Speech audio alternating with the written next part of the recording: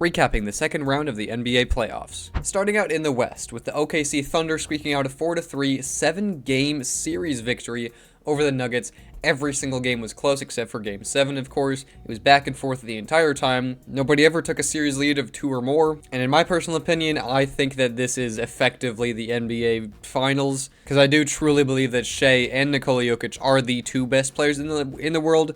I do think that Nikola is slightly better, but I do think that the better overall team did get the job done, and now the Thunder are moving on to the conference finals. Now for the Timberwolves and the Warriors. Of course, Golden State did win Game 1 just for the lore, because every single away team did win their first couple games, but then Minnesota won 4 straight games, and it really was never close.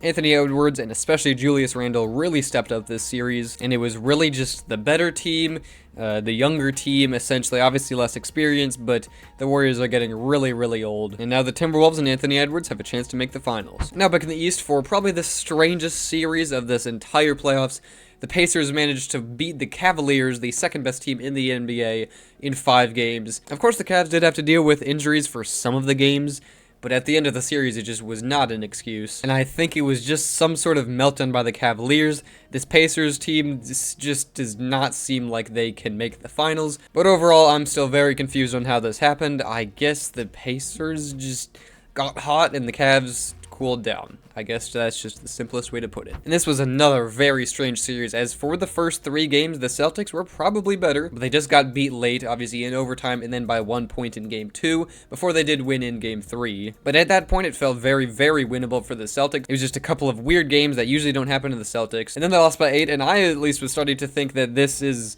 very weird for the Celtics, which it definitely was. But then they won by over 20, and I mean, is how I expected the rest of the series to go. I expected the Celtics to win 3 straight and take it home, but then Jason Tatum got hurt, and the Knicks ended up winning by about 30, 40 even, I think it was.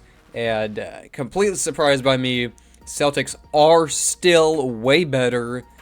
I guess same situation with the Cavs. They just got cool against a hot team, and that is what can happen to good teams.